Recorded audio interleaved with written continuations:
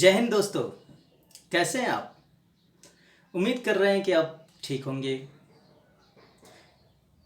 Friends, मैं शंकर प्रकाश गुरुदीक्षा commerce के ई पाठशाला में आपका स्वागत करता हूं। फ्रेंड्स, आज मैं कॉस्ट अकाउंटिंग का बहुत ही प्यारा और इजी टॉपिक लेकर आया हूं, जिसका नाम है ओवरहेड कॉस्ट अकाउंटिंग। फ्रेंड्स, ये सारे टॉपिक आज मैं आपको नोट्स के थ्रू राइट डाउन करवाऊंगा।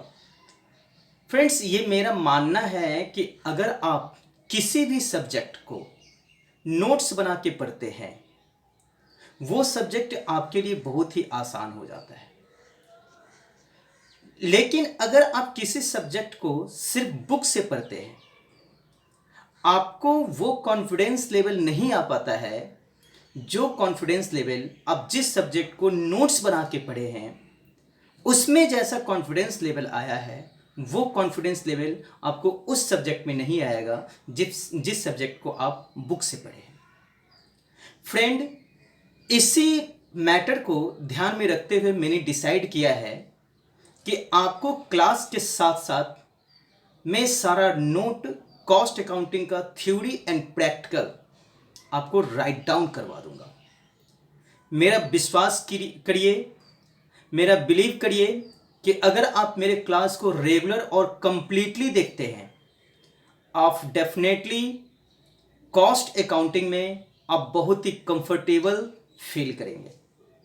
आप एग्जामिनेशन से पहले आपका कॉन्फिडेंस ये हो जाएगा कि आपको लगेगा कि नहीं, I am very comfortable to take the examination. आप मेरे साथ साथ नोट करेंगे, मैं सारे मैटर को बहुत ही इजी ढंग से और आपके आसपास से रिलेटेड चीज़ का एग्जाम्पल लेके मैं आपको समझाऊंगा।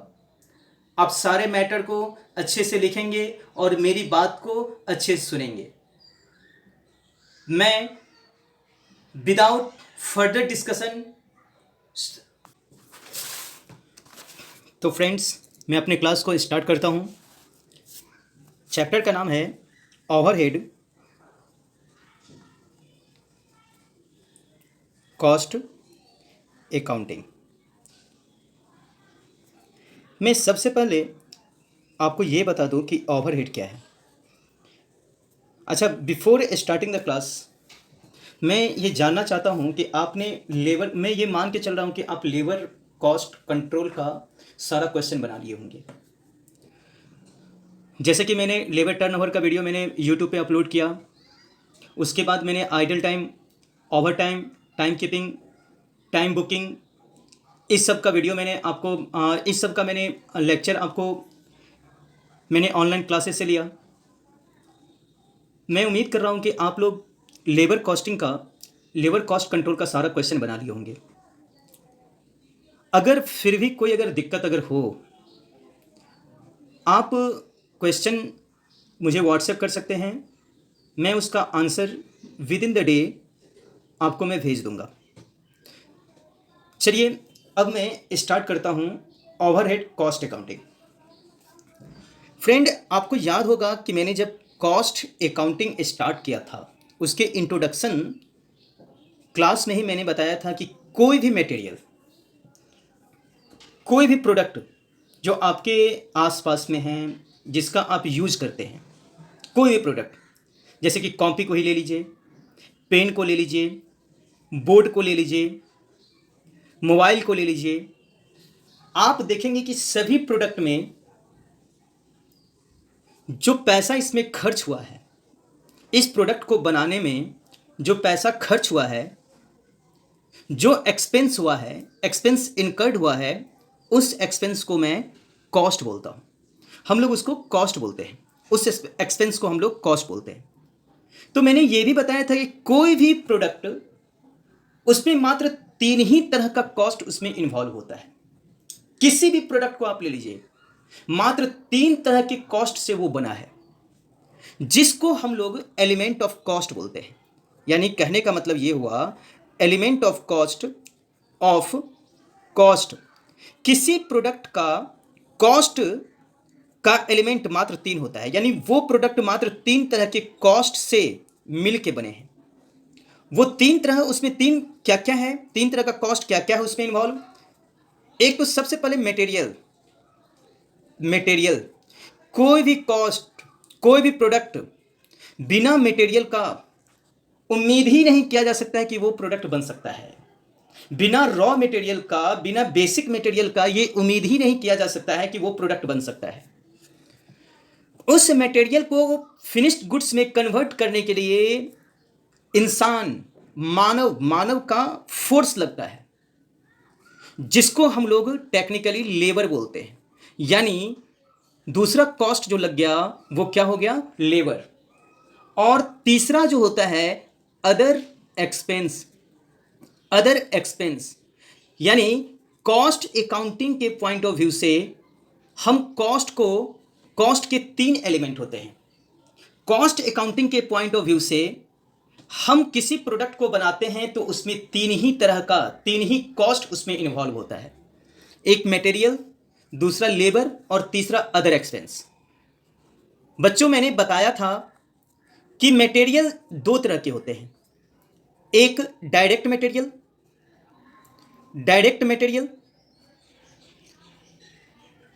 दूसरा इनडायरेक्ट मटेरियल,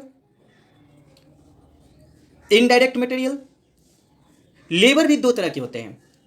डायरेक्ट लेबर,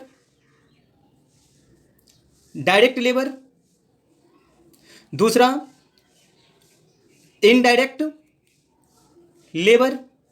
और अदर एक्सपेंस भी, ये भी दो तरह के होते हैं। डायरेक्ट एक्सपेंस और दूसरा इनडायरेक्ट एक्सपेंस। मैंने पिछले क्लास में ये बोला भी था कि डायरेक्ट मटेरियल, डायरेक्ट लेबर और डायरेक्ट एक्सपेंस को हम लोग प्राइम कॉस्ट बोलते हैं।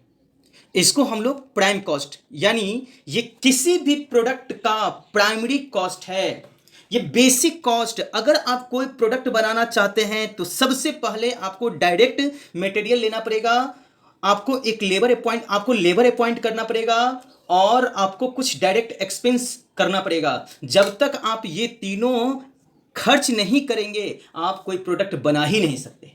तो किसी भी प्रोडक्ट का ये तीनों खर्च सबसे प्राइमरी खर्च होता है, सबसे बेसिक खर्च होता है। इसीलिए इस तीनों कॉस्ट को, इस तीनों खर्च को हम लोग प्राइम कॉस्ट बोलते हैं। दूसरा जो मैंने बताया था उसमें, पिछले वीडियो में मैंने बताया था कि इनडायरेक्ट मटेरियल, इनडायरेक्ट लेबर और इनडायरेक्ट एक्सपेंस, इस तीनों चीज को हम लोग ओवरहेड्स बोलते हैं। तो overheads equal to indirect material, indirect plus indirect labour plus indirect expense. यानी ये तीनों चीज जो होता है वो क्या होता है, ओवरहेड होता है। इस तीनों चीज को, इनडायरेक्ट मटेरियल को, इनडायरेक्ट लेबर को और इनडायरेक्ट एक्सपेंस को हम लोग ओवरहेड्स बोलते हैं। फ्रेंड, मैंने मटेरियल से रिलेटेड चैप्टर यानी मटेरियल कॉस्ट कंट्रोल में मैंने पढ़ चुका हूं। मटेरियल से रिलेटेड सारे कॉन्सेप्ट को मैं पढ़ चुका हूं। डायरेक्ट मटेरियल से रिलेटेड मैं उसको कैसे कंट्रोल करूंगा, उसके लिए क्या क्या टेक्निक लगाते हैं, स्टोर लेजर क्या होता है, ईओक्यू क्या होता है, आरओक्यू क्या होता है, मैं सारा चीज, मैं मटेरियल से रिलेटेड सारा चीज मैं मटेरियल कॉस्ट कंट्रोल में पढ़ चुका हूं। मैं लेबर से रिलेटेड, डायरेक्ट लेबर से रिलेटेड सारा चीज मैं लेबर कॉस्ट कंट्रोल में पढ़ चुका हूं। डायरेक्ट एक्सपेंस से रिलेटेड चीज, चूंकि ये डायरेक्टली प्रोडक्ट पे एट्रीब्यूटेबल होता है तो इसको आइडेंटिफाई करना आसान होता है। जिस तरह से मटेरियल को आइडेंटिफाई करना आसान था कि कितना मटेरियल, ये किसी भी प्रोडक्ट को बनाने में कितना मटेरियल लगा, इससे आप इजीली पहचान सकते थे। किसी भी प्रोडक्ट को बनाने में कितना लेबर लगा, आप उसे इजीली पहचान सकते हैं। उसी तरह से एक्सपेंस भी, डायरेक्ट एक्सपेंस भी ऐसा ही होता है। चूंकि ये डायरेक्ट प्रोडक्ट पे एट्रीब्यूटेबल होता है, डायरेक्ट प्रोडक्ट पे लगता है, तो आप इजीली पहचान लेते हैं कि इस प्रोडक्ट में डायरेक्ट एक्सपेंस कितना लगा है। तो इसके लिए कोई अलग सा कोई टॉपिक या कोई अलग सा चैप्टर नहीं दिया गया है। इसको हम लोग डायरेक्ट लेबर के अकॉर्डिंग ही पढ़ना था और इसे इसी चैप्टर में हम लोग पढ़ चुके हुए हैं। उम्मीद करते हैं कि अगर इसमें कोई अगर आपको डाउट होगा तो you can ask me on WhatsApp. आप मुझे पूछ सकते हैं व्हाट्सएप पे, इससे रिलेटेड कोई भी क्वेश्चन, कोई भी क्वेरी आप मुझे पूछ सकते हैं। तो यहां पे direct material, direct labour, direct expense से रिलेटेड मैंने सारे कंटेंट्स को समाप्त कर लिया। अब जो मुझे पढ़ना है वो इनडायरेक्ट मटेरियल, इनडायरेक्ट लेबर और इनडायरेक्ट एक्सपेंस से रिलेटेड कंटेंट्स को मुझे पढ़ना है, जिसको हम लोग टेक्निकली कॉस्ट अकाउंटिंग में हम लोग इसे ओवरहेड्स कॉस्ट अकाउंटिंग बोलते हैं। हम लोग इस चैप्टर में यही पढ़ने वाले हैं कि ओवरहेड्स क्या होता है, इसके कितने क्लासिफिकेशंस हैं, इसको कितने पार्ट्स में डिवाइड किया गया है, और इसका एपोर्शनमेंट और अलॉटमेंट करना क्यों जरूरी है और कैसे करते हैं। हम लोग इस चैप्टर में बेसिकली इन्हीं चीज को पढ़ने वाले हैं। तो before starting such things I would like to convince you with a simple example, through a simple example. Friend, आप सभी सीए स्टूडेंट हैं या फिर आप ग्रेजुएशन कर रहे होंगे, आप कोई ना कोई पढ़ाई कर रहे होंगे, तब तो या आप वीडियो ये देख रहे हैं। सपोज डैट कि आप एक स्टूडेंट है, सीए स्टूडेंट या ग्रेजुएशन का स्टूडेंट। आप जब सीए बनने में या फिर आपको ग्रेजुएट कंप्लीट करने में आपको तीन तरह का कॉस्ट, तीन तरह का खर्च करना पड़ता है। एक तो खर्च करना पड़ेगा आपको मटेरियल में खर्च करना पड़ेगा। दूसरा खर्च करना पड़ेगा आपको लेबर में, और तीसरा खर्च मटेरियल और लेबर को छोड़ के बाकी जितना खर्च करना पड़ेगा वो खर्च कराएगा अदर एक्सपेंस में खर्च करना पड़ेगा।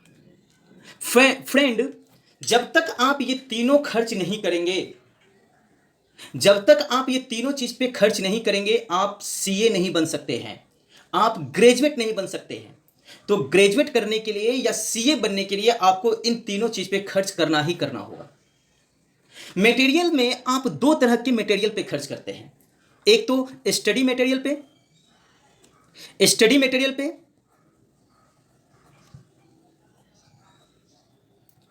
और दूसरा खर्च आप करते हैं फूडिंग मटेरियल पे।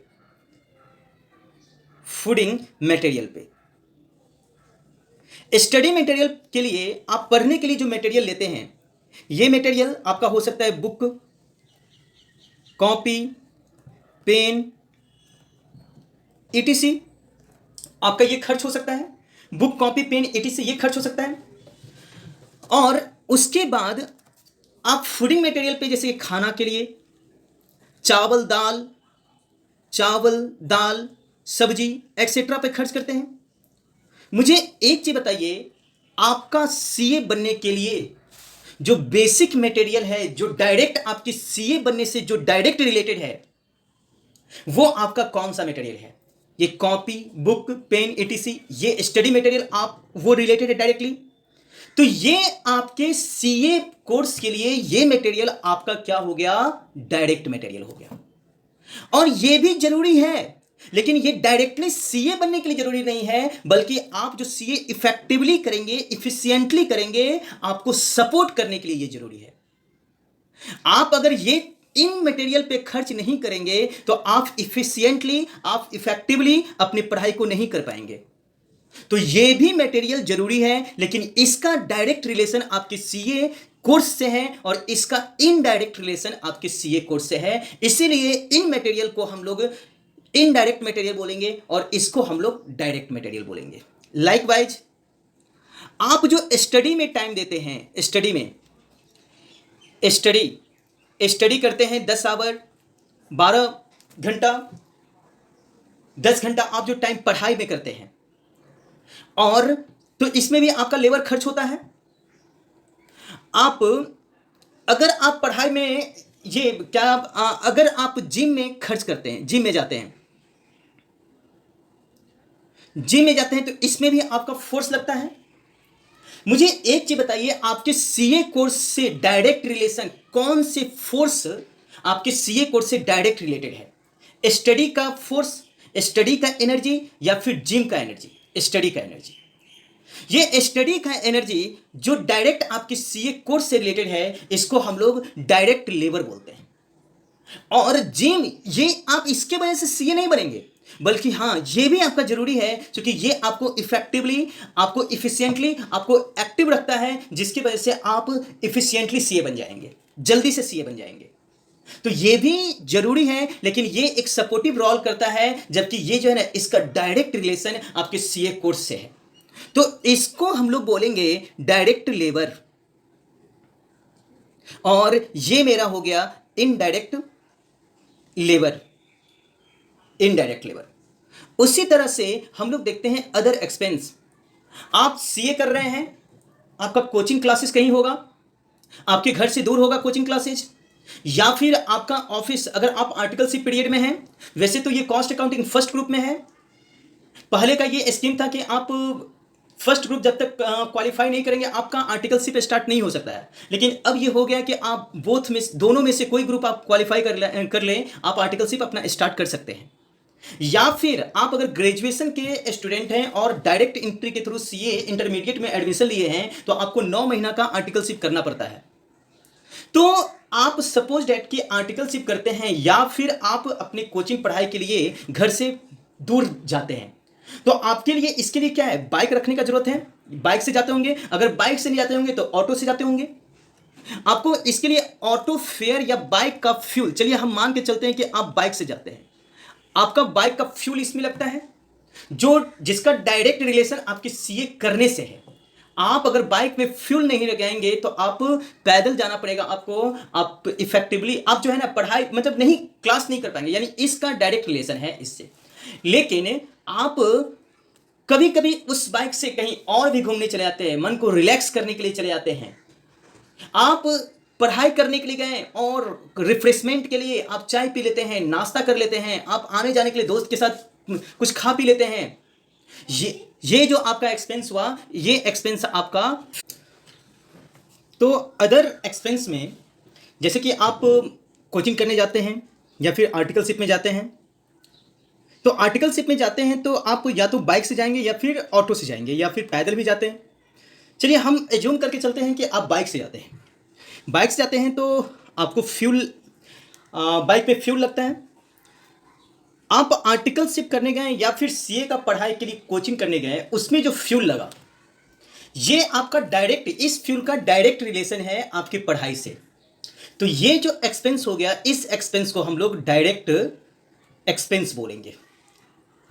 इसके बाद अगर आप पढ़ाई के अलावा कहीं और घूमने जाते हैं, तो आप अगर बाइक से घूमने जाते हैं या फिर आप ऑटो से जाते हैं कहीं और घूमने, उसका डायरेक्ट रिलेशन आपकी पढ़ाई से नहीं है। हाँ, लेकिन उसका इनडायरेक्ट रिलेशन आपकी पढ़ाई से हो सकता है। वो इनडायरेक्ट रिलेशन कैसे हो सकता है कि आप जैसे घूमने जाते हैं तो आप रिफ्रेश होते हैं, जिससे आपका पढ़ाई स्मूथली और इफेक्टिवली चलता है, लेकिन उसका डायरेक्ट रिलेशन आपकी पढ़ाई से नहीं है। इनडायरेक्टली आपकी पढ़ाई में वो सपोर्ट करता है। तो इसलिए ये जो फ्यूल, जो आप कहीं घूमने के लिए इधर उधर घूमने में जो फ्यूल खर्च करते हैं, ये फ्यूल आपका क्या होगा, इनडायरेक्ट एक्सपेंस। यानी बच्चों हम लोग एक चीज देखें यहां पे कि कुछ ऐसे मटेरियल, लेबर और ओवरहेड्स होते, मटेरियल, लेबर और अदर एक्सपेंस होते हैं जिसका डायरेक्ट रिलेशन मेरे पढ़ाई से है, सीए पढ़ाई से है। तो जिस मटेरियल का, जिस लेबर का, जिस एक्सपेंस का डायरेक्ट रिलेशन मेरे सीए पढ़ाई से है, वो मटेरियल, लेबर और एक्सपेंस डायरेक्ट, वो प्राइम कॉस्ट कहलाएगा, मेरे सीए पढ़ाई का प्राइम कॉस्ट कहलाएगा।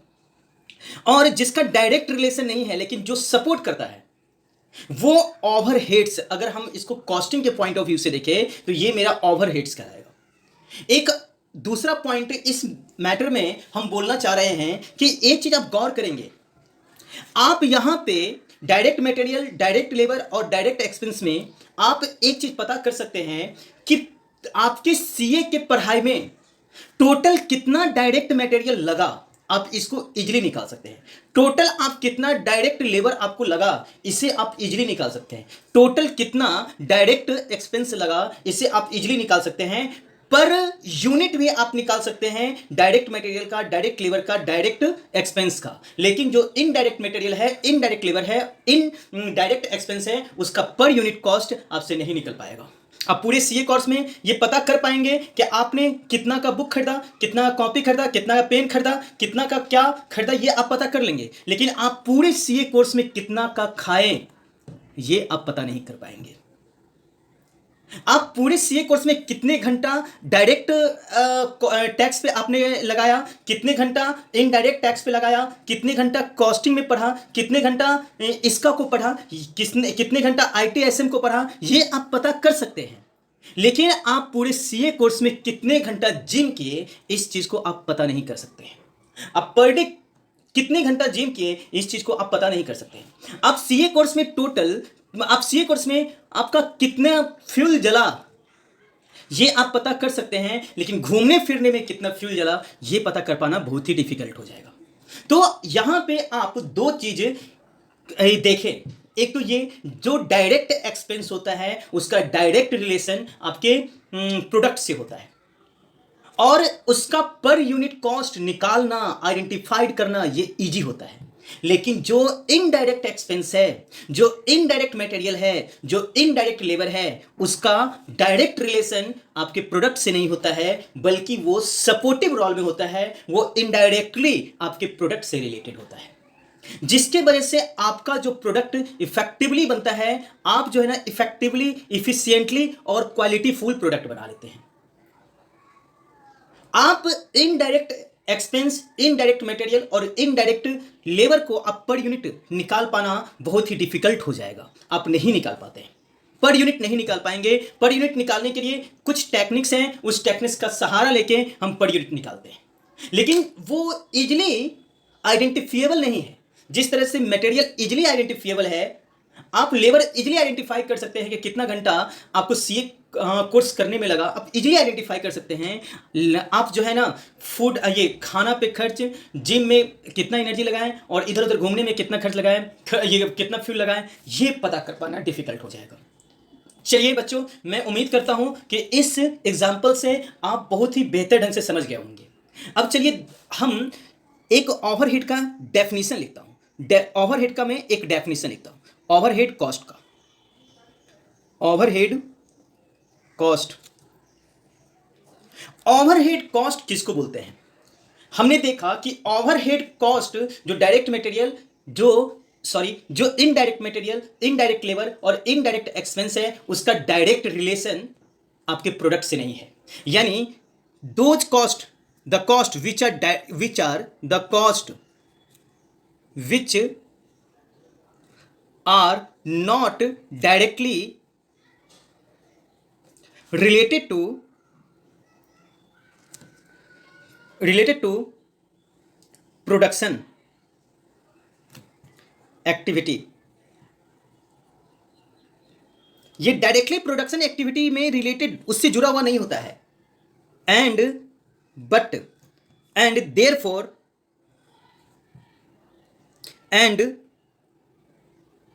Therefore considered as indirect cost that have to be paid even if there is no production। यानी आपको इनडायरेक्ट एक्सपेंस तो खर्च करना ही करना पड़ता है, भले ही आप प्रोडक्शन करें या ना करें। लेकिन डायरेक्ट एक्सपेंस, चूंकि इसका डायरेक्ट रिलेशन प्रोडक्ट से होता है, तो प्रोडक्ट बनेगा तो ये खर्च होगा, प्रोडक्ट नहीं बनेगा तो ये खर्च नहीं होगा, डायरेक्ट एक्सपेंस का, डायरेक्ट मटेरियल का, डायरेक्ट लेबर का। लेकिन indirect expense, indirect material, indirect labour, इसमें ये आप प्रोडक्शन करें या ना करें, ये तो खर्च होना ही होना है। अगर एग्जाम्पल के रूप में अगर हम देखें, अगर एग्जाम्पल के रूप में देखें इसका, तो एग्जाम्पल हम ले सकते हैं। Example, advertising cost, insurance cost, rent, salary, postage and Telegram,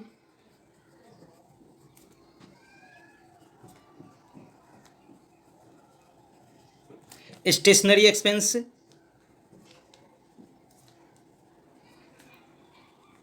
expense ETC। अगर हम अदर वर्ड में देखें, in other words, it is the cost incurred on indirect material, indirect labor and indirect expense that cannot be economically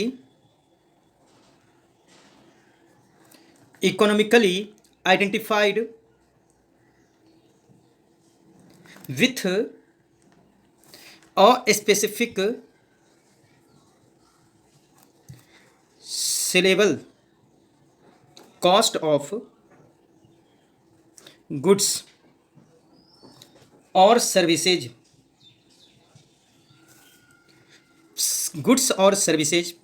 service per unit of the business. यानी जो cost हमें incurred करना पड़ा है डायरेक्ट मटेरियल पे, indirect material पे, indirect labour पे और इनडायरेक्ट एक्सपेंस पे, जिसको आप इकोनॉमिकली इजीली आइडेंटिफाइड नहीं कर सकते हैं कि कितना खर्च लगा है कितना नहीं लगा है, आप इजीली आइडेंटिफाइड नहीं कर सकते हैं, वो कॉस्ट आपका ओवरहेड कॉस्ट कहलाएगा। देखिए बच्चों, ओवरहेड मैंने देखा ऊपर कि ओवरहेड कॉस्ट 3 तरह के होते हैं। ओवरहेड्स कॉस्ट 3 तरह के होते हैं। इनडायरेक्ट मटेरियल, इनडायरेक्ट लेबर और इनडायरेक्ट मटेरियल, इनडायरेक्ट लेबर और इनडायरेक्ट एक्सपेंस।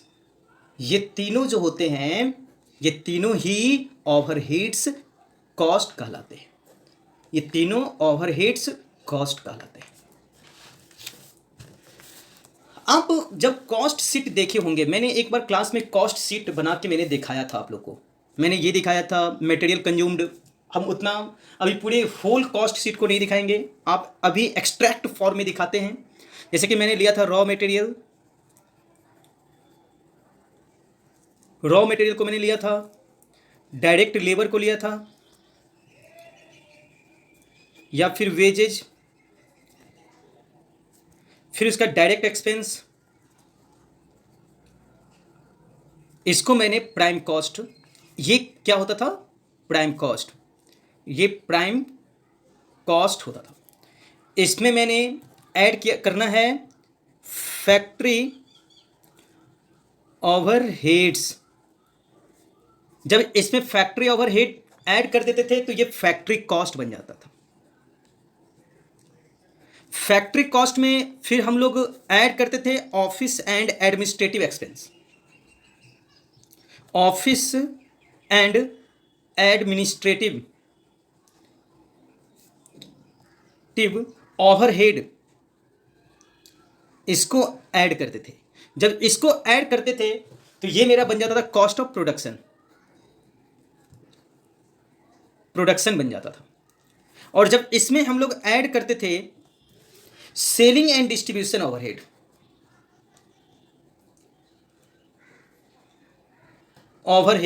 तो ये मेरा कॉस्ट ऑफ सेल बन जाता था। कॉस्ट ऑफ सेल बन जाता था। और इसमें हम लोग प्रॉफिट ऐड करते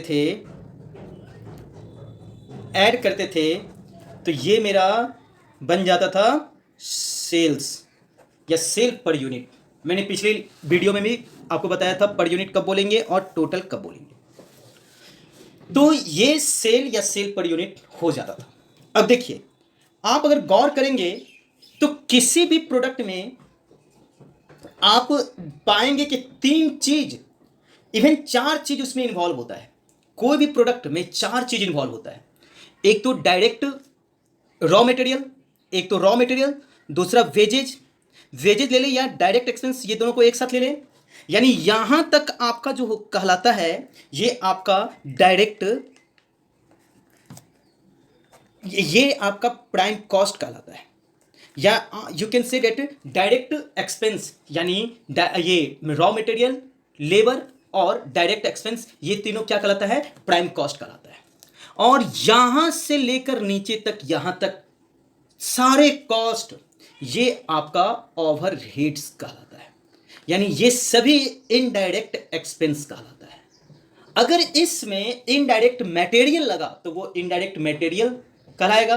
अगर वो उसमें लेबर लगा, इसमें कहीं भी लेबर लगा, यहां से लेकर यहां तक में कहीं भी लेबर लगा तो वो इनडायरेक्ट लेबर कहलाएगा। और यहां से यहां से लेकर यहां तक कहीं भी कोई खर्च हुआ इनडायरेक्ट तो उसको हम लोग इनडायरेक्ट एक्सपेंस बोलेंगे।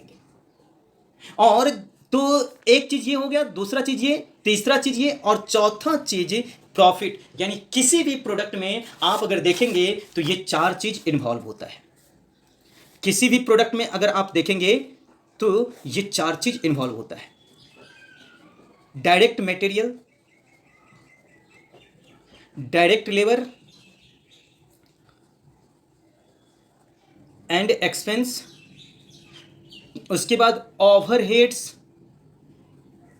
और उसके बाद प्रॉफिट्स। ये चारों चीज उसमें इन्वॉल्व होता है, तब जाके कोई प्रोडक्ट को हम सेल कर पाते हैं।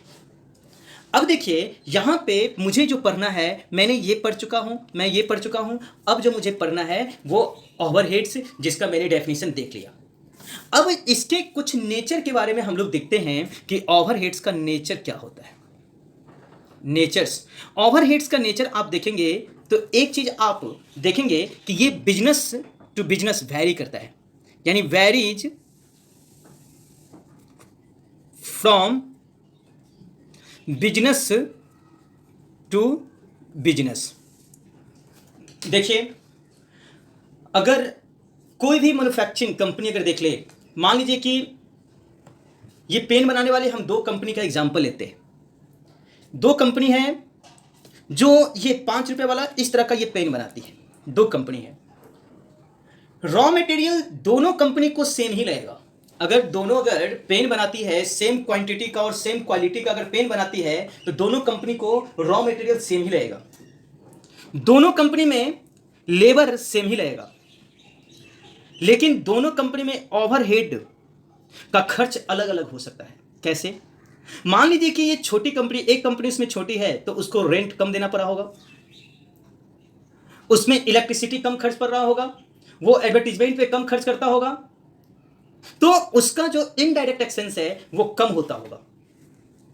और जो कंपनी बड़ी है उसका इनडायरेक्ट एक्सपेंस ज्यादा होता होगा, वो एडवर्टीजमेंट पे भी बहुत खर्च करता होगा, वो रेंट भी, उसका प्रीमाइसेज भी बहुत बड़ा होगा, वो सैलरी भी बहुत ज्यादा देता होगा, तो उसका इनडायरेक्ट एक्सपेंस ज्यादा हो सकता है। तो कहने का मतलब ये हुआ कि अगर हम रॉ मटेरियल की बात करें और अगर हम लेबर की बात करें तो ये अगर सेम क्वांटिटी का प्रोडक्ट अगर बनाते हैं, सेम क्वालिटी का प्रोडक्ट अगर बनाते हैं, सेम साइज का प्रोडक्ट अगर बनाते हैं तो हर जगह ये इक्वल उतना ही खर्च होगा। लेकिन इनडायरेक्ट एक्सपेंस ये कंपनी टू कंपनी वैरी कर सकता है, ये बिजनेस टू बिजनेस वैरी कर सकता है। और ये इनडायरेक्ट एक्सपेंस एक ऐसा एक्सपेंस है जो कि किसी भी कंपनी के लिए बहुत ही इंपॉर्टेंट रोल, या you can say that indispensable part, indispensable role play करता है।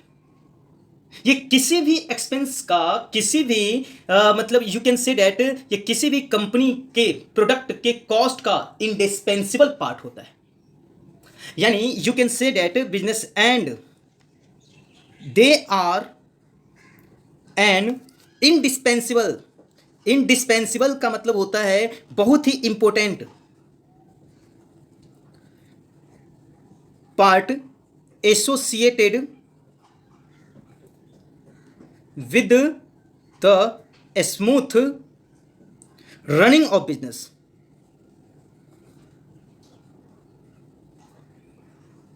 बिजनेस। दूसरा ओवरहेड का दूसरा जो नेचर होता है ये प्रोडक्शन के अकॉर्डिंग, लेवल ऑफ प्रोडक्शन के अकॉर्डिंग वेरी करता है, यानी they vary with level of production. अगर आप ज्यादा अगर खर्च करना चाहते हैं, ज्यादा अगर प्रोडक्शन करना चाहते हैं तो ज्यादा खर्च होगा, अगर आप कम प्रोडक्शन करना चाहते हैं तो कम खर्च होगा।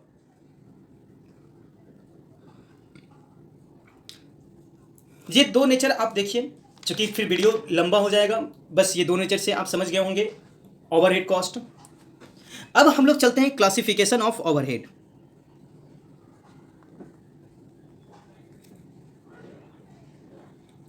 Overhead, classification of overhead. Overhead को हम क्लासिफाइड कर सकते हैं 4 पार्ट में।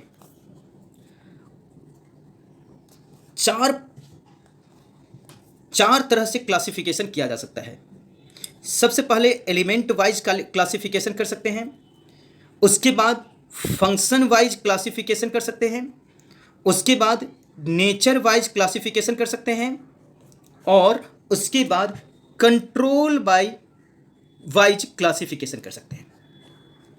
अगर हम ओवरहेड को एलिमेंट वाइज क्लासिफिकेशन करें तो हम लोग देखे ही हैं, एलिमेंट ऑफ कॉस्ट में 3 तरह के ओवरहेड्स होते हैं, इनडायरेक्ट मटेरियल, इनडायरेक्ट लेबर और इनडायरेक्ट एक्सपेंस। फंक्शन वाइज अगर हम क्लासिफिकेशन करें तो हम ओवरहेड के काम के अकॉर्डिंग अगर क्लासिफिकेशन करें, फंक्शन का मतलब काम के अकॉर्डिंग अगर क्लासिफिकेशन करें तो ओवरहेड कहां से स्टार्ट होता है? फैक्ट्री ओवरहेड से। तो फैक्ट्री ओवरहेड यानी फैक्ट्री में जो लगने वाला इनडायरेक्ट एक्सपेंस होता है, इनडायरेक्ट मटेरियल होता है, इनडायरेक्ट लेबर होता है, इसको हम लोग वर्क्स और फैक्ट्री ओवरहेड बोलते हैं, फैक्ट्री ओवरहेड बोलते हैं। दूसरा फंक्शन इसका फैक्ट्री के बाद इसका फंक्शन ऑफिस में होता है, यानी ऑफिस में जो indirect material, indirect labour, indirect expense incurred होता है उसको हम लोग ऑफिस एंड एडमिनिस्ट्रेटिव ओवरहेड बोलते हैं। तीसरा सेलिंग ओवरहेड, यानी सेल में जो सेल्स करने में जो मुझे मटेरियल, इनडायरेक्ट मटेरियल खर्च करना होता है, इनडायरेक्ट लेबर खर्च करना पड़ता है या इनडायरेक्ट एक्सपेंस खर्च करना पड़ता है, उसको सेलिंग ओवरहेड बोलते हैं।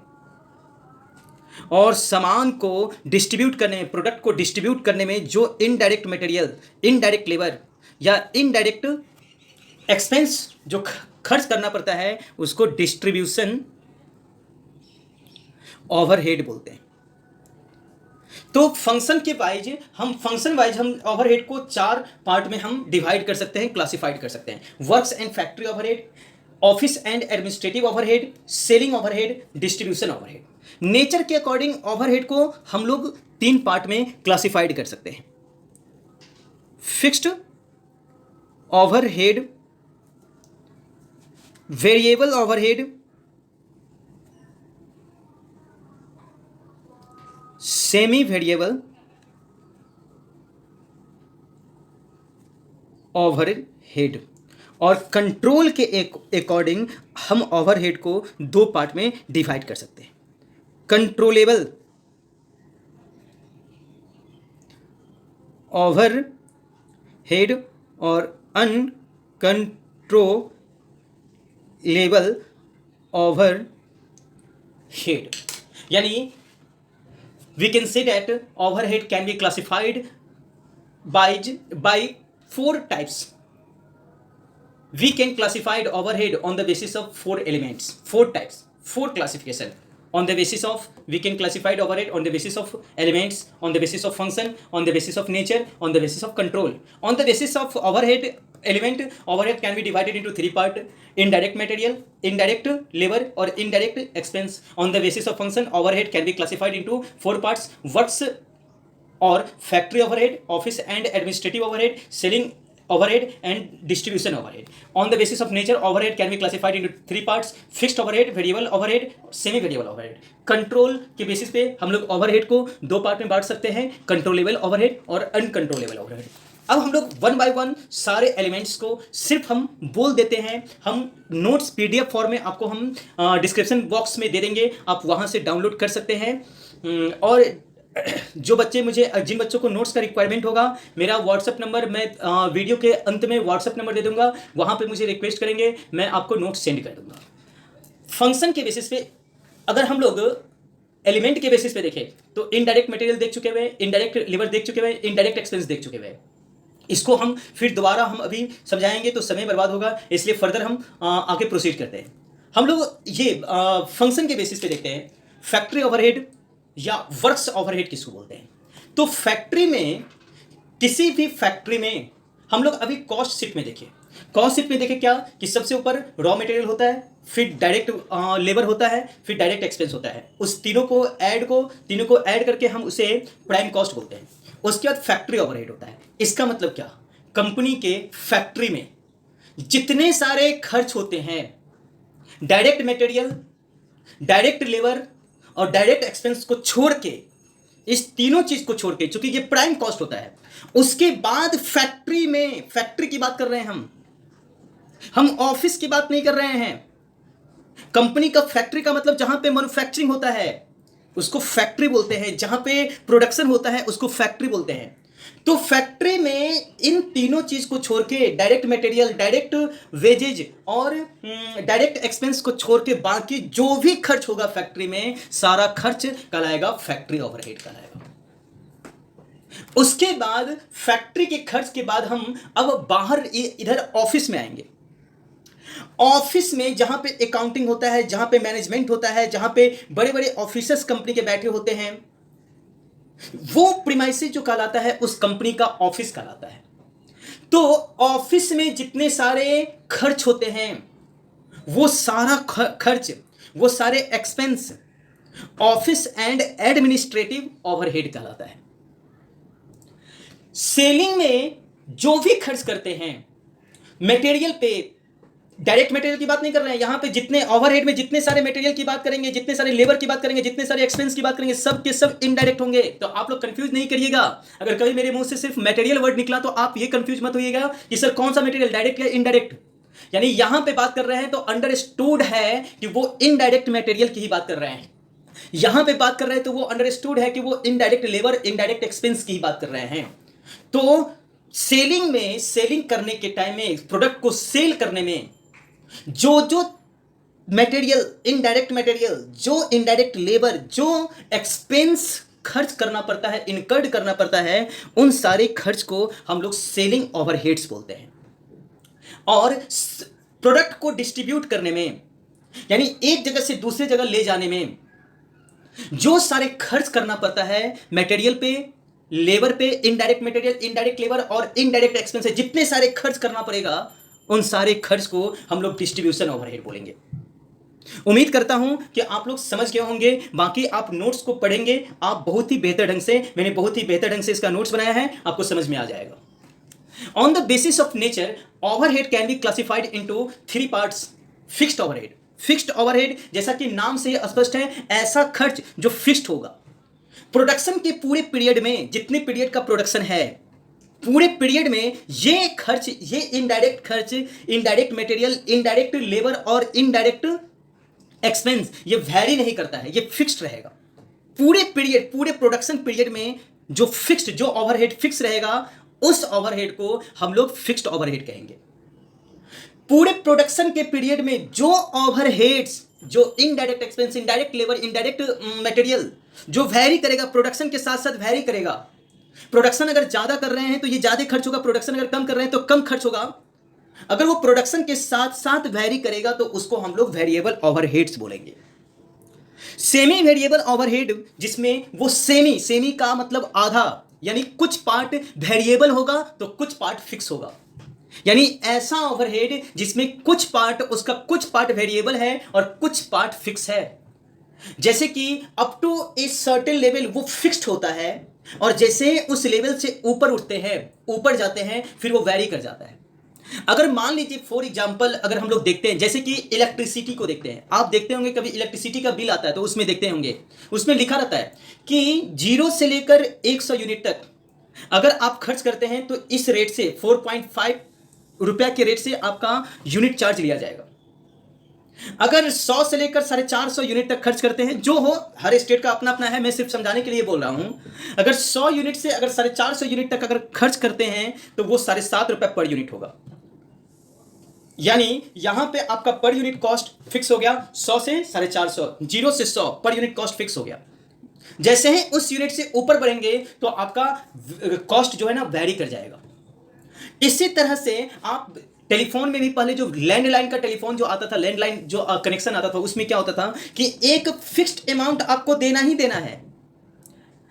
वो रेंटल चार्ज होता था, वो आपको देना ही है, भले ही आप एक भी कॉल किए हो या नहीं किए हो, आपको उतना पैसा देना ही है। और उसके बाद आपकी कॉल के बेसिस पे वो पैसा चार्ज होता था।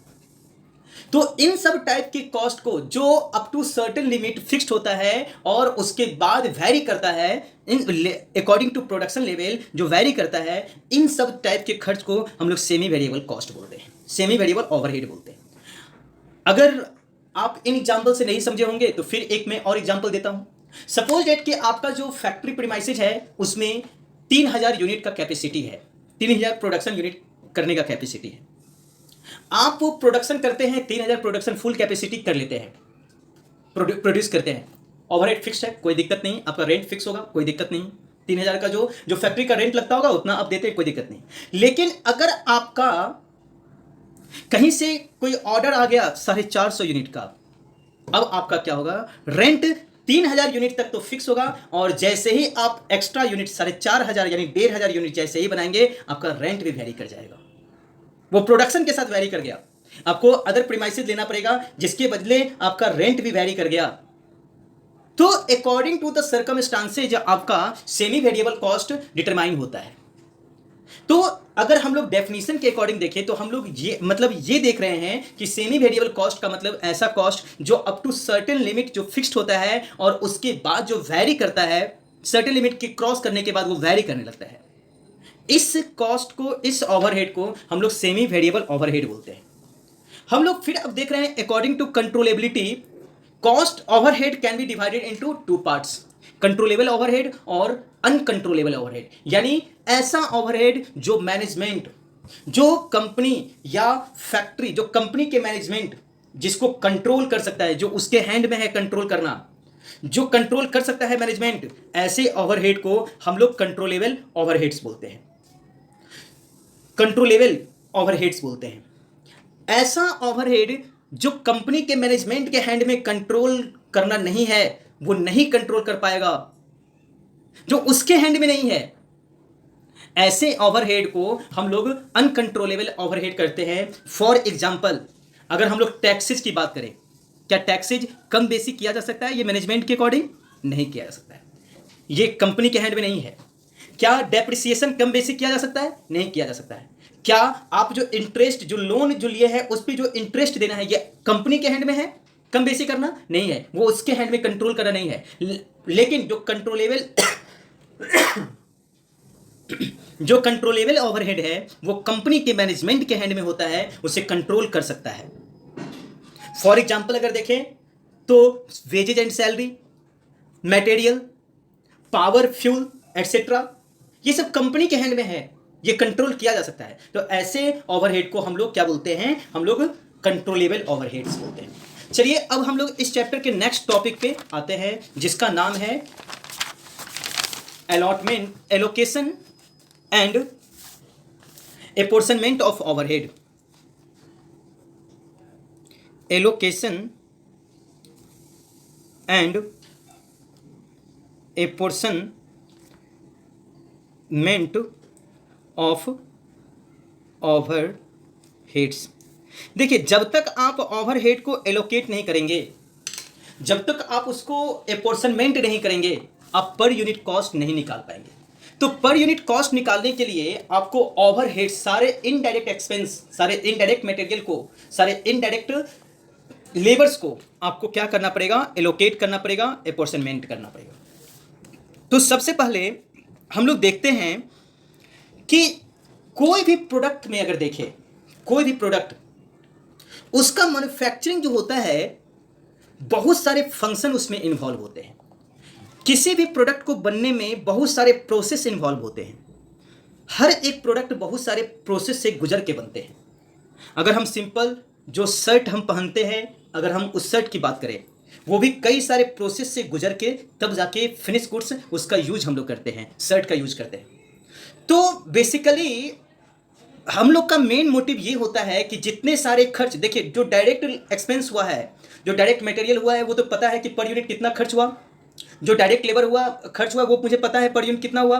जो डायरेक्ट एक्सपेंस है वो भी मुझे पता है पर यूनिट कितना, कि एक शर्ट बनाने में कितना मटेरियल लगा, कितना लेबर लगेगा, कितना डायरेक्ट एक्सपेंस लगेगा, ये पता है। लेकिन इनडायरेक्ट एक्सपेंस ये पर यूनिट नहीं पता होता है मुझे।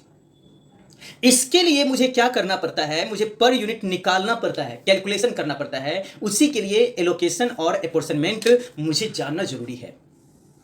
तो हम लोग ये देखें कि कोई भी प्रोडक्ट बहुत सारे वेरियस प्रोसेस के थ्रू गुजर के तब जाके वो फिनिश गुड्स बनती है। हर प्रोसेस में उस प्रोडक्ट पे कुछ ना कुछ खर्च होता है, हर प्रोसेस में खर्च होता है। तो ये डिफरेंट डिफरेंट प्रोसेस से गुजर के और डिफरेंट डिफरेंट खर्च जो होता है, उस खर्च को हम कैसे बांटे प्रोडक्ट पे, इसके लिए मुझे ये दोनों टॉपिक को मुझे पढ़ना जरूरी है। हम लोग देखते हैं कि अगर हम लोग फैक्ट्री या किसी भी बिजनेस को देखें तो बिजनेस में दो तरह के डिपार्टमेंट, बेसिकली दो तरह के डिपार्टमेंट होते हैं। जो मैन्युफैक्चरिंग यूनिट होते हैं या प्रोडक्शन, जो मैन्युफैक्चरिंग यूनिट, मैन्युफैक्चरिंग बिजनेस होते हैं, उसमें बेसिकली दो तरह के डिपार्टमेंट्स होते हैं। एक होता है प्रोडक्शन डिपार्टमेंट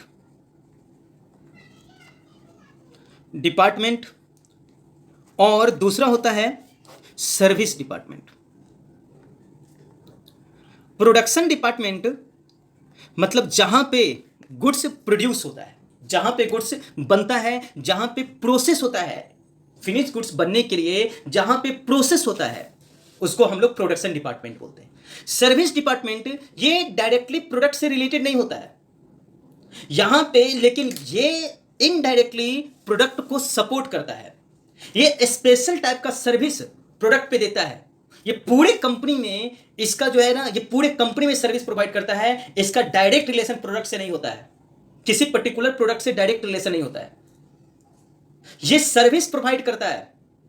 जो प्रोडक्शन डिपार्टमेंट है, उस प्रोडक्शन डिपार्टमेंट को जितने सारे फैक्ट्री में जितने सारे प्रोडक्शन डिपार्टमेंट हैं, जितने सारे प्रोसेस हैं, first process, second process, third process, पहला स्टिचिंग हुआ, पहले कटिंग हुआ, स्टिचिंग हुआ, फिर फिनिश गुड्स बनता है। तो स्टिचिंग प्रोसेस पे भी, कटिंग प्रोसेस पे भी, स्टिचिंग प्रोसेस पे भी और फिनिश गुड्स बनाने में भी, तीनों गुड्स पे, तीनों प्रोसेस पे ये जो है ना सर्विस प्रोवाइड करता है। तो इसका डायरेक्ट रिलेशन किसी पर्टिकुलर प्रोसेस पे नहीं होता है, बल्कि ये कॉमनली सभी प्रोसेस पे अपना सर्विस प्रोवाइड करता है। तो इस डिपार्टमेंट को हम लोग सर्विस डिपार्टमेंट बोलते हैं। अब देखिए एलोकेशन का मतलब क्या होता है, जरा इसको मैं थोड़ा लिखवा दूं आपको ताकि आप लोग कंफ्यूज ना हो। Department, the department which carries on operation and process of production of article, यानी जो प्रोडक्शन का प्रोसेस करता है, जिस डिपार्टमेंट में प्रोडक्शन होता है उस डिपार्टमेंट को हम लोग प्रोडक्शन डिपार्टमेंट बोलते हैं। Service department, the department which is not directly related or engaged in production but it renders a special type of service to benefit all department, all other department. तो समझ गए होंगे अब सर्विस डिपार्टमेंट, प्रोडक्शन डिपार्टमेंट किसको बोलते हैं, समझ गए होंगे। चलिए अब मुझे दो टर्म्स को जानना है। एक टर्म्स है एलोकेशन ऑफ ओवर हेड्स। देखिए हम इससे पहले एक चीज देखते हैं। मान लीजिए कि एक शर्ट बनाने वाली फैक्ट्री है, सपोज दैट यहां पे शर्ट बनता है। ये फैक्ट्री, ये कंपनी क्या करती है कि फैब्रिक्स परचेस करके लाती है। सपोज दैट कि ये फैब्रिक्स परचेस करके लाती है। इसका एक डिपार्टमेंट होगा, इस फैक्ट्री में एक डिपार्टमेंट होगा जहां पे फैब्रिक्स का कटिंग किया जाता होगा, कटिंग किया जाता है। फिर यहां से कटिंग करके, शेप में कटिंग करके इसे दूसरे डिपार्टमेंट जहां पे स्टिचिंग होता होगा, वहां पे इसे ट्रांसफर कर दिया जाता होगा। और जहां पे ये ट्रांसफर स्टिचिंग होने के बाद एक डिपार्टमेंट होगा जहां पे फिनिशिंग होता होगा, पूरे शर्ट का फिनिशिंग होके इसे फिनिशिंग होता होगा। अब देखिए ये तीनों डिपार्टमेंट में अलग अलग प्रोसेस होता है, कटिंग होता है, स्टिचिंग होता है और फिनिशिंग होता है। अब देखिए इस डिपार्टमेंट में, इस फैक्ट्री में दो अलग अलग सर्विस डिपार्टमेंट भी है। सर्विस डिपार्टमेंट एक ये है और ये दूसरा सर्विस डिपार्टमेंट ये है। इसका काम है कि इस तीनों डिपार्टमेंट को सर्विस प्रोवाइड करना, जैसे पावर का सप्लाई करना, इसको रिफ्रेशमेंट के लिए बिस्किट, चाय, पानी वगैरह एक्सेट्रा वगैरह सब का अवेलेबिलिटी करवाना। ये इस फैक्ट्री में जितने सारे स्टाफ काम करते हैं उसके लिए अकाउंटिंग का काम करती है, ये अटेंडेंस का काम करती है। ये दोनों डिपार्टमेंट है, ये जो सर्विस डिपार्टमेंट है दोनों, ये इस तीनों के लिए काम करती है। तो देखिए एक फैक्ट्री इस सारे डिपार्टमेंट को मिला के एक फैक्ट्री हुई, एक कंपनी। ये पूरे कंपनी की अगर बात करें तो उस कंपनी में सारे डिपार्टमेंट हुए। अब देखिए इस डिपार्टमेंट में कितना खर्च हुआ, इसमें डायरेक्टली जो खर्च हुआ वो तो आप जानते हैं, कितना खर्च हुआ होगा, इसमें जितने लेबर लगे होंगे, इसमें जितने बिजली बिल वगैरह, बिजली लगा होगा, पावर सप्लाई हुआ होगा, वो सब आप जानते हैं। इसमें पर्टिकुलरली इस डिपार्टमेंट में कितना खर्च हुआ होगा आप जानते हैं, आप निकाल सकते हैं। इस डिपार्टमेंट में कितना खर्च हुआ होगा, स्पेसिफिकली इसमें कितना खर्च होगा आप निकाल सकते हैं। स्पेसिफिकली इसमें पर्टिकुलरली कितना खर्च हुआ होगा आप निकाल सकते हैं। लेकिन ये जो डिपार्टमेंट जो खर्च किया है इस तीनों पे, इस डिपार्टमेंट का खर्च जो हुआ है इस तीनों के बदले हुआ है, कितना ये इसमें सर्विस दिया है, कितना इसमें सर्विस दिया है, कितना ये इसमें सर्विस दिया है, इसमें सर्विस दिया है, वो नहीं आप जानते हैं। तो हम जो यहां पे जो हम लोग देखने वाले हैं यही दो प्रोसेस है कि एक तो जो पर्टिकुलरली किसी पर्टिकुलर डिपार्टमेंट से रिलेटेड जो खर्च है उसको उस डिपार्टमेंट में ही हम लोग बुक करते हैं, इसको हम लोग बोलते हैं एलोकेशन ऑफ ओवरहेड। और जब ये सर्विस डिपार्टमेंट का खर्च इसमें एपोर्शनमेंट करेंगे, बांटेंगे किसी न किसी बेसिस के बेस पे, तो उसको हम लोग बोलेंगे एपोर्शनमेंट। चलिए एक और बहुत ही अच्छा एग्जांपल से हम आपको समझाते हैं। आप तीन दोस्त, आप किसी रेस्टोरेंट में खाना खाने के लिए गए, तीनों दोस्त को पार्टी देना है, आपको पार्टी देना है, तीन दोस्त को पार्टी देना है, आपको सिर्फ बिल का पेमेंट करना है। चलिए एक एग्जांपल सिर्फ लेके चलते हैं, आपको बिल का पेमेंट करना है और आपने फ्री कर दिया है कि जिसको जो खाना है खाओ। जब तीनों दोस्त बैठे खाने के लिए तो जिसको जो मन में आ रहा था वो ऑर्डर कर रहा था, ले रहा था।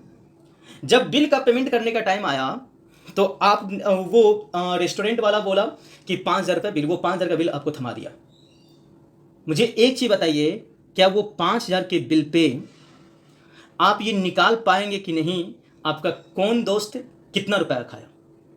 आप वहीं पे हैं, देख रहे हैं कौन दोस्त क्या क्या आइटम लिया, आप जानते हैं, आप वहां से बिल से देख सकते हैं। अच्छा एक कुल्फी का दाम, एक आइसक्रीम का दाम इतना रुपया है, तीनों आइसक्रीम लिया तो एक एक आइसक्रीम आप निकाल सकते हैं, इजीली निकाल सकते हैं, कोई दिक्कत नहीं है। आप निकाल सकते हैं कि पर हेड कितना खर्च पड़ा, आप इजीली निकाल सकते हैं। अच्छा वो मेरा फलाना दोस्त रमेश इतना रुपया खाया, महेश इतना रुपया खाया और गणेश इतना रुपया खाया, आप निकाल सकते हैं इजीली।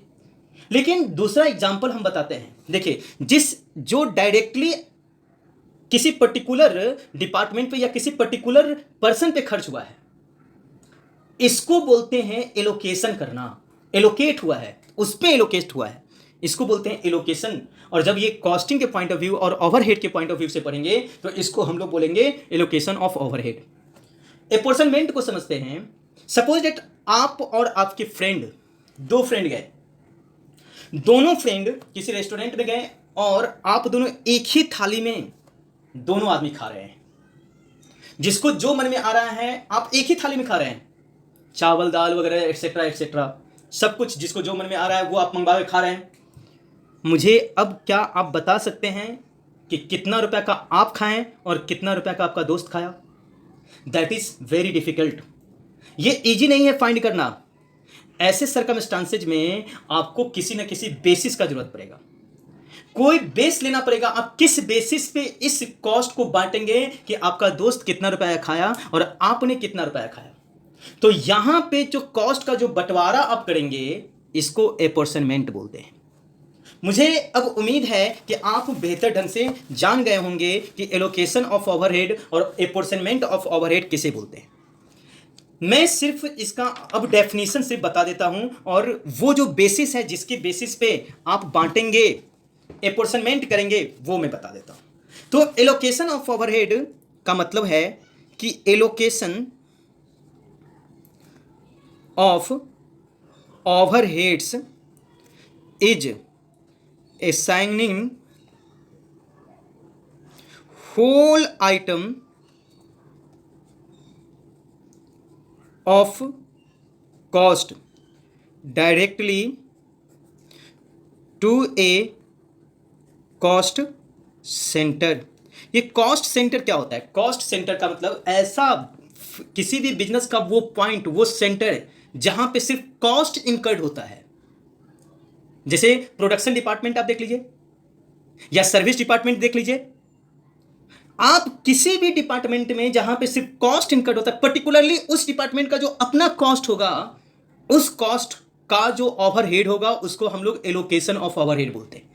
सर्विस डिपार्टमेंट भी हो सकता है, प्रोडक्शन डिपार्टमेंट भी हो सकता है। देखिए, एपोर्शनमेंट का यूज कहां करते हैं? जहां पे आपको कंफ्यूजन होगा, जहां पे उसका खर्च सभी डिपार्टमेंट में गया होगा, कितना किस डिपार्टमेंट में गया होगा वो आप नहीं जानते, वहां पे एपोर्शनमेंट का यूज करते हैं। एलोकेशन जहां पे जो डायरेक्टली रिलेटेड है, सर्विस डिपार्टमेंट से डायरेक्टली रिलेटेड है, प्रोडक्शन डिपार्टमेंट से डायरेक्टली जो खर्च रिलेटेड है, उसके लिए एलोकेशन वर्ड का यूज करते हैं।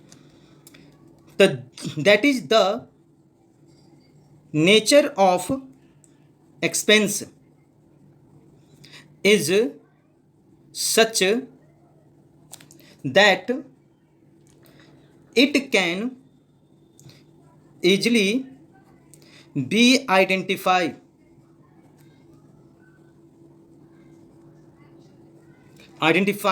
and allocated to the cost center or to the cost unit of production। cost unit of production to the cost unit of production। अगर हम इसका एग्जाम्पल देखें तो example salary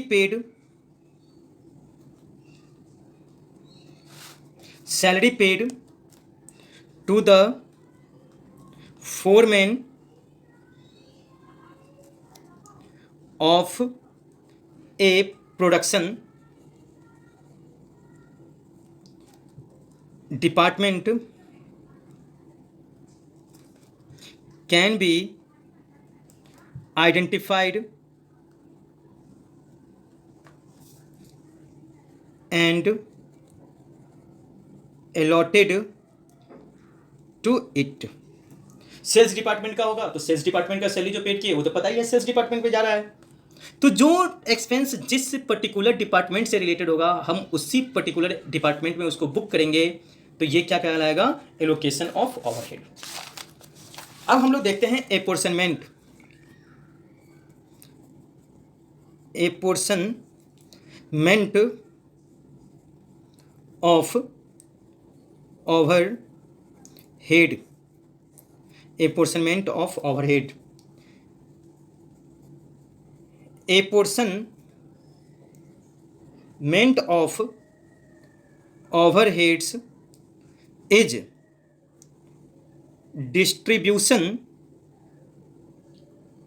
of overheads to more than one cost center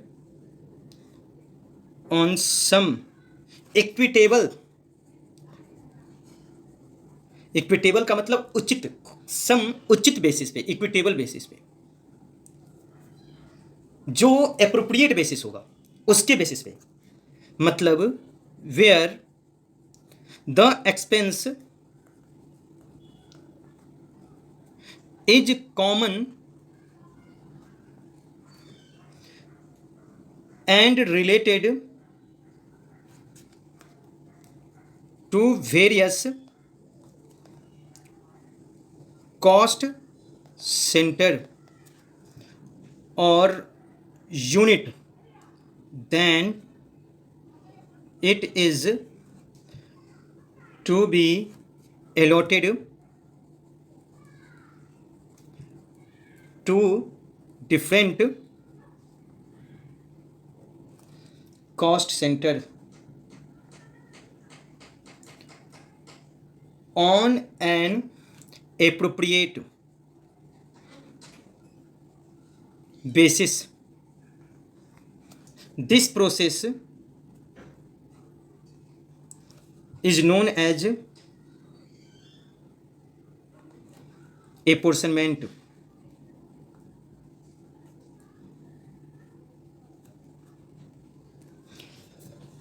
बाकी जो इसका basis है वो बेसिस मतलब किस ओवरहेड को किस बेसिस पे हम बांटेंगे वो एक रटने वाली बात हो जाएगी, इसलिए इसको सिर्फ मैंने नोट्स में रखा है। अगर आप किन्हीं को ज़रूरत अगर पड़ेगा तो आप मुझे व्हाट्सएप नंबर पे मैसेज कर देंगे, मैं आपको वो नोट्स वो बेसिस आपको मैं ये सेंड कर दूंगा। मेरा व्हाट्सएप नंबर है 77870750950।